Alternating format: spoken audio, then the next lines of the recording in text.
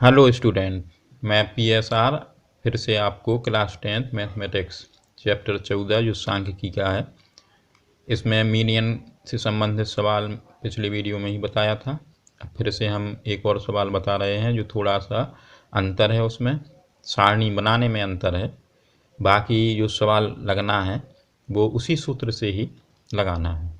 तो इसमें सारणी में अंतर आएगा क्योंकि बोर्ड परीक्षाओं में थोड़ा बहुत अंतर मतलब कन्फ्यूजन वाला सवाल रहता है, और अगर उसकी जानकारी ना हो तो समस्या पैदा हो जाती है।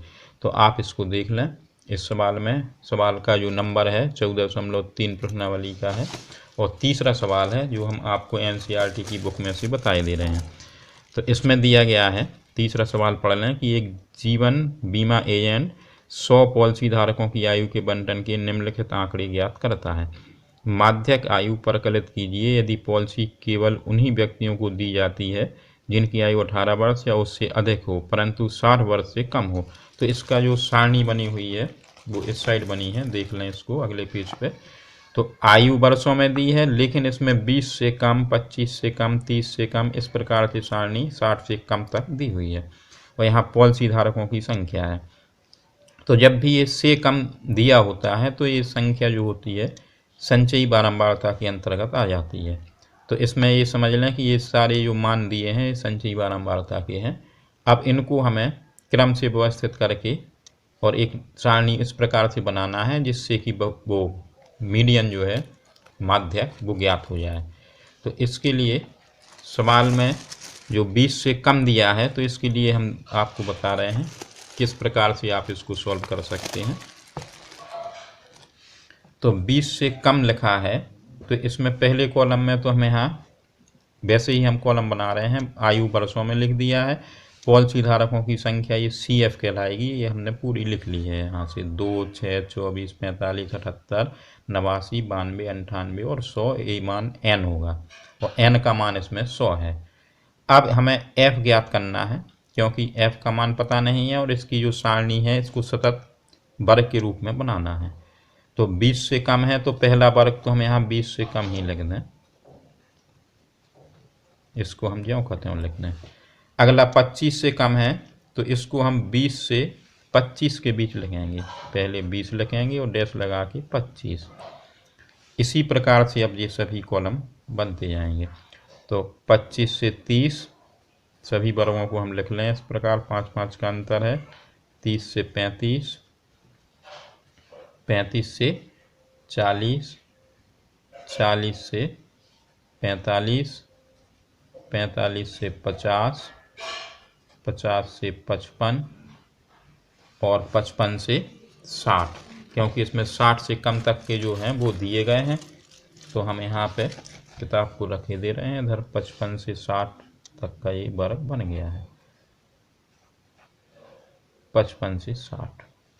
तो इसमें दिया था 20 से कम, 25 से कम, 30 से कम, इस प्रकार से जो सवाल में संख्याएं थी वो दी गई थी। अब हम आपको वर्ग बना के बता दिया है। पहला हमने 20 से कम ही लिखा है, इसके बाद 5-5 के डिफरेंस से वर्ग बन गए हैं, 20 से 25, 25 से 30, 30 से 35 से आखिरी जो वर्ग है 55 से 60 आ गया है। अब इस कॉलम में हम योग कर देंगे और इसकी सारणी जो पिछला जो सवाल लगाया है, पिछली वीडियो में देखा होगा आपने, उसमें जो सवाल लगा है वो इसी प्रकार से लगाया गया है क्योंकि इसमें जो सारणी बनी हुई है ये देख लें, पिछला सवाल पिछली वीडियो में था।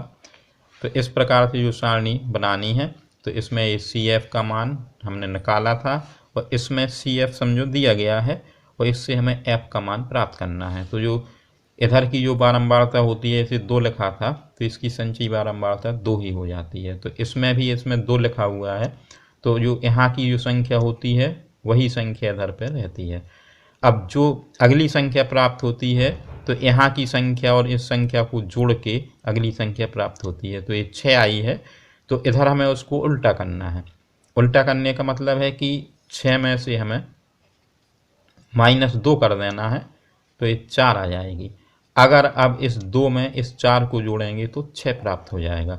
इसी प्रकार से सभी संख्याओं से हम F का मान निकालते चलते हैं। तो 24 में से भी हमें 6 घटा देना है, जब 24 में से हम 6 घटा देंगे तो 18 प्राप्त हो जाएगा। इस प्रकार से 18 और 6 को जोड़ेंगे अगर तो 24 आएगा। तो ये इसी प्रकार से होगा जैसे 2 था, इसमें 2 में 3 जोड़ने से 5 आ गया, 5 में 8 जोड़ा है तो 13। इसी प्रकार की ये सारणी है। तो इस सारणी को देख लें आप। अब 45 में से हमें इधर 24 घटाना पड़ेगा। जब 45 में से हम 24 घटा देंगे तो 21 प्राप्त हो जाएगा। फिर 78 में से भी 45 घटाना है। इसमें से 78 में से 45 घटा देंगे तो 33 प्राप्त हो जाएगा। फिर 89 में से 78 घटा दें तो 11 प्राप्त हो जाएगा। फिर 92 में से 92 लिख लें और माइनस 92 में से कितना घटा देना है हमें, 89, ऊपर वाली संख्या घटा देंगे। तो जब 92 में से 89 घटा देंगे तो 3 बचेगा। अब 98 में से इसके ठीक ऊपर वाली 92 घटा देंगे तो 6 बचेगा। अब 100 है इधर लास्ट में, 100 में से 98 घटा देना है तो 2 बचेगा। तो इन सब का जो टोटल करेंगे, 2 का 4, 18, 21, 33, 11, 3, 6, 2, इनका पूरा जो टोटल आएगा सिग्मा एफ, जो इधर पे 100 है तो इधर पे भी 100 ही आ जाएगा। तो ये सारणी हमारी वैसी बन गई है जैसे कुछ सवालों में इधर वर्ग दिया हो और बारंबारता दी हो। तो हम संचयी बारंबारता निकालते हैं और इसमें समझो संचयी दी गई है तो इसमें घटा के निकाली है, 2 का 2 लिख लिया, फिर 6 में से 2 घटा देना है तो 4 आएगा। 24 में से 6 घटाएंगे 18 आएगा। 45 में से 24 घटाएंगे 21 आएगा। 78 में से 45 घटाएंगे तो 33 आया है। 89 में से 78 घटा दिया तो 11 आया है। 92 में से 89 घटाने से 3 आ गया है। 98 में से 92 घटाने से 6 आ गया है और 100 में से 98 घटाया है तो 2 आ गया। अब इसमें ये n का मान आ गया। अब ये सवाल साधारण सिंपल हो गया है। जैसा पिछले सवाल में अपन ने जो सूत्र लगाया था उसी सूत्र से हम इसको प्राप्त कर सकते हैं। जो सूत्र था ए वाला सूत्र था, देख लें इसको, इस सूत्र से हमने पूरा सवाल लगाया था। तो इसमें जो जो चीज़ें हैं वही मान हमें इस सारणी से, जो सारणी हमने बनाई है अभी, उस सारणी को आप लोगों को ही बनाना है, उससे ही सारे मान पर प्राप्त कर लेना है। तो देख लें इसमें जो जो मान दिए गए हैं। तो सबसे पहले हमें इसमें से n बराबर लिखना है। यहाँ n बराबर जो है वो 100 है। तो जो 100 दिया गया है तो इससे हमें n/2 निकालना होता है। जितने भी माध्यक निकालने के सवाल होंगे उसमें सब में n/2। जबकि बहुलक में ऐसा नहीं है। बहुलक में यहाँ से हम सबसे बड़ी बारंबारता देख लेते हैं तो उसी से बहुलक वर्ग पता चल जाता है। इसमें n/2 निकालेंगे तो 100/2 आया है, 2 का भाग 100 में दे देंगे तो 50 आ जाएगा। अब जो 50 है वो हमें इसमें से ढूंढना है। इसमें से ढूंढेंगे कि वो किस पंक्ति में मिलेगा 50। तो यहाँ देख लें कि इसमें केवल 1 और 2 मिलेगा। 2 से ऊपर सब संख्याएं जो हैं 6 तक इसमें रहेंगी, यानी 3, 4, 5, 6 तक। 6 से ऊपर और 24 तक की संख्याएं इसमें मिलेंगी और 24 से ऊपर 45 तक की संख्याएं इसमें मिल जाएंगी और 45 से जितनी भी ऊपर हैं वो 78 तक इसमें मिलेंगी। तो चूंकि इधर पे 50 आया है ये, तो इस 50 का जो मान है वो 45 में तो मिलेगा नहीं, 45 से जो ऊपर की संख्या है 78 इसमें मिलेगा। इधर हम इसको बॉक्स में किए दे रहे हैं और इसी पंक्ति में देखेंगे तो ये माध्यक वर्ग निकल आएगा 35 से 40। तो इससे अलग पता आपको चल रहा होगा हमने जो बॉक्स बनाया है कि माध्यक वर्ग कौन सा है। 35 से 40 माध्यक वर्ग है और जो 78 वाले पंक्ति में ही 50 हमें मिल जाएगा। तो देख लें अब इसमें सारे मान हम लिख लें इधर से। तो 50 से पता चल गया है तो हमें यहाँ पर लिख लें कि अतः जो माध्यक वर्ग है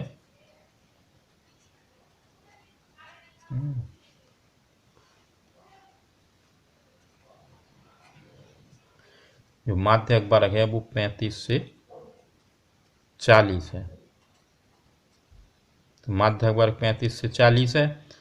तो यहाँ पे अब जो जो मान बचे हैं सूत्र में भरने के लिए, तो हमें L चाहिए। तो L बराबर 35 है। L का मान जब 35 हो गया है और n/2 का मान तो है ही, अब CF का मान देखना है। तो CF हमने बताया था कि जो माध्यक वर्ग होता है उसके ठीक पहले वर्ग की संचयी बारंबारता होती है। तो ये 45 जो है CF हो जाएगी। एक बार और लिख लें हम इधर पे कि ये संख्या L है, A स्मॉल f है माध्यक वर्ग की बारंबारता, और ये इसके ऊपर वाला वर्ग जो संचयी बारंबारता है वो CF है। तो इधर CF का मान 45 है और स्मॉल f का मान 33 है और h का मान हमें निकालना है। तो ये वर्ग की जो माप है, जो माध्यक वर्ग है 35 से 40 है, तो इसकी जो बड़ी संख्या 40 है उसमें से छोटी संख्या 35 घटाना है। उच्च सीमा में से इसकी निम्न सीमा घटा देनी है, तो ये 5 प्राप्त हो जाएगा। तो ये सभी मान प्राप्त हो गए हैं। अब यहाँ पे हम माध्यक का सूत्र लिखेंगे और उसमें सारे मान भर देंगे। तो माध्यक यानी मीडियन है,